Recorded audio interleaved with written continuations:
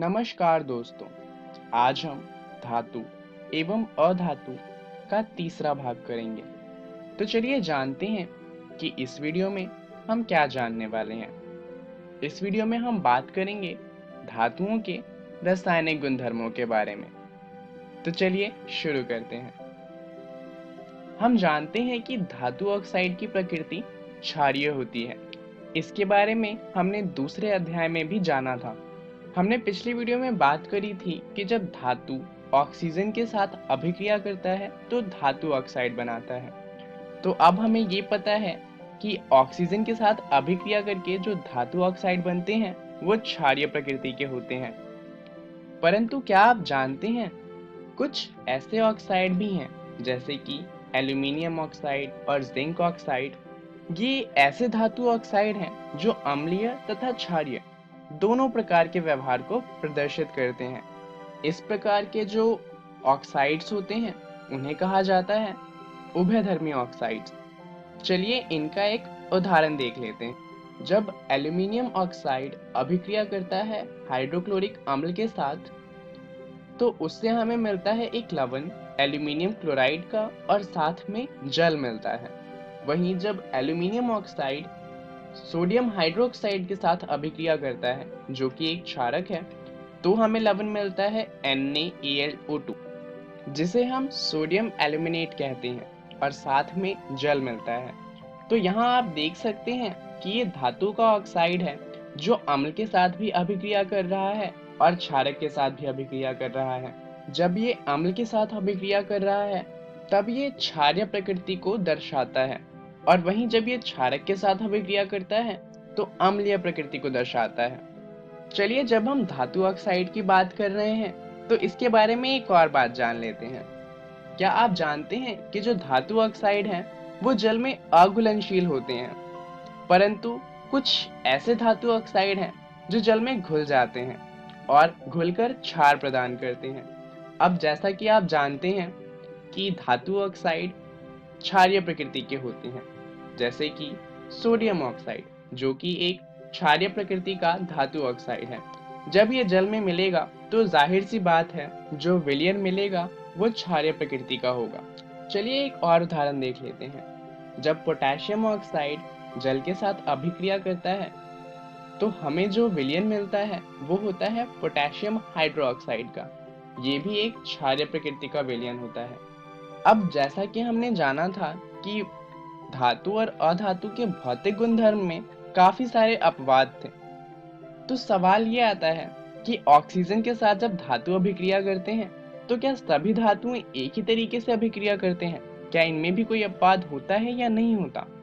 तो इसका जवाब है कि धातु के साथ ऑक्सीजन जब अभिक्रिया करता है तो सभी धातु ऑक्साइड ही प्रदान करते हैं, परंतु जो अभिक्रिया की दर होती है वो समान नहीं होती। अब आप सोच रहे होंगे कि ऐसा कैसे होता है, तो चलिए जान लेते हैं। पोटेशियम और सोडियम की बात करें तो ये बहुत ही ज्यादा अभिक्रियाशील धातु होते हैं। तो अगर हम इन्हें खुली हवा में रखते हैं तो इनमें आग लग जाती है। ये इतनी तेजी से ऑक्सीजन के साथ अभिक्रिया करते हैं। तो इसके लिए इन्हें सुरक्षित रखने के लिए और आकस्मिक आग को रोकने के लिए हम क्या करते हैं, हम इन्हें केरोसिन ऑयल के अंदर यानी कि केरोसिन तेल में डुबो कर रखते हैं। उससे ये ऑक्सीजन से संपर्क में नहीं आता और इसमें आग नहीं लगती। कुछ धातु हैं जैसे कि मैग्नीशियम, एल्यूमिनियम, जिंक, लेड इत्यादि। इन धातुओं पे सतह पर ऑक्साइड की एक परत आ जाती है। ये ऑक्साइड की परत इसके बाद धातु को हवा में मौजूद ऑक्सीजन से बचाती है, क्योंकि जो अंदर धातु है वो ऑक्सीजन के संपर्क में नहीं आ पाता। कॉपर की बात करें तो कॉपर का दहन नहीं होता, लेकिन अगर इसे गर्म किया जाए तो गर्म कॉपर पर ऑक्साइड की काले रंग की परत चढ़ जाती है। कुछ ऐसे धातु भी हैं जैसे कि गोल्ड और सिल्वर। ये बहुत ही अनअभिक्रियाशील होते हैं और कितना भी ताप देने पर ये ऑक्सीजन के साथ अभिक्रिया नहीं करते। ये तो बात हुई कि धातु ऑक्सीजन के साथ कैसे अभिक्रिया करते हैं। चलिए जानते हैं कि क्या होता है जब धातुएं जल से अभिक्रिया करती हैं। धातु जब जल से अभिक्रिया करती हैं तो हमें धातु ऑक्साइड मिलता है और साथ में हाइड्रोजन गैस मिलती है। परंतु यहाँ पर जो धातु ऑक्साइड मिलता है, ये धातु ऑक्साइड फिर से जल के साथ अभिक्रिया करता है और उससे हमें धातु हाइड्रो ऑक्साइड मिलता है। तो देखा जाए तो धातु तो जल से अभिक्रिया करके धातु ऑक्साइड बनाते हैं, परंतु धातु ऑक्साइड अभी भी जल में ही है, तो वो जल से फिर से अभिक्रिया करके धातु हाइड्रो ऑक्साइड बना देता है। चलिए इसका एक उदाहरण देख लेते हैं। जब पोटेशियम जल के साथ अभिक्रिया करता है तो हमें पोटेशियम हाइड्रो ऑक्साइड मिलता है और साथ में हाइड्रोजन गैस मिलती है। चलिए अब जानते हैं कि क्या होता है जब धातुएं अम्लों के साथ अभिक्रिया करती हैं। तो जब धातु किसी तनु अम्ल के साथ अभिक्रिया करती है तो हमें लवण मिलता है और साथ में हाइड्रोजन गैस मिलती है। पर क्या आप जानते हैं कि जब कोई धातु नाइट्रिक अम्ल के साथ प्रतिक्रिया करता है तो हाइड्रोजन गैस विकसित नहीं होती? क्या आप सोच सकते हैं ऐसा क्यों होता होगा? दरअसल नाइट्रिक अम्ल की बात करें तो वो एक बहुत ही मजबूत ऑक्सीकारक है।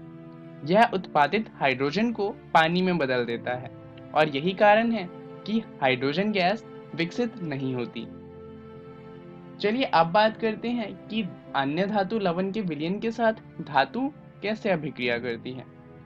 तो अभिक्रियाशील धातु अपने से कम अभिक्रियाशील धातु को उसके यौगिक के विलयन से विस्थापित कर देती है। यहाँ पर विस्थापन की अभिक्रिया होती है। अभिक्रिया कुछ इस तरीके की होती है।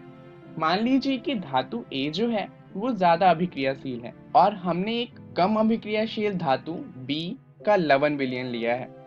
तो जब अभिक्रिया हो जाएगी तो जो धातु B है वो अलग हो जाएगा और ज्यादा अभिक्रियाशील धातु A जो था वो लवण के साथ विलयन बना लेगा। यहाँ पर परेशानी बस एक है, आखिर हमें कैसे पता चलेगा कि कौन सी धातु अधिक प्रतिक्रियाशील है? तो इसका जवाब है सक्रियता श्रेणी। सक्रियता श्रेणी हमें बताती है कि कौन सा धातु ज्यादा अभिक्रियाशील है और कौन सा कम अभिक्रियाशील है। सक्रियता श्रेणी में ऊपर से नीचे आते हुए अभिक्रियाशीलता कम होती जाती है। चलिए अब जान लेते हैं कि अम्लराज क्या है। अम्लराज को इंग्लिश में एक्वारेजिया कहा जाता है। यह 3:1 के अनुपात में सांद्र हाइड्रोक्लोरिक अम्ल एवं सांद्र नाइट्रिक अम्ल का एक ताजा मिश्रण होता है। क्या आप जानते हैं कि यह गोल्ड तक को गला सकता है, जबकि ये दोनों ही अम्ल अलग अलग गोल्ड को नहीं गला सकते क्योंकि यह अत्यधिक संक्षारक होता है। चलिए जान लेते हैं कि इस वीडियो में हमने क्या क्या जाना। हमने बात करी धातुओं के रासायनिक गुणधर्म के बारे में। धातुओं के रासायनिक गुणधर्मों को और अच्छे से जानने के लिए आप NCERT का धातु एवं अधातु वाला अध्याय पढ़ लीजिएगा। चलिए जान लेते हैं कि अगली वीडियो में हम क्या जानेंगे। अगली वीडियो में हम बात करेंगे कि धातु एवं अधातु आपस में कैसे अभिक्रिया करती हैं। उसके बाद हम आयनिक यौगिक के गुणधर्म को जानेंगे और अंत में बात करेंगे धातुओं की प्राप्ति कैसे होती है इस बारे में। धन्यवाद।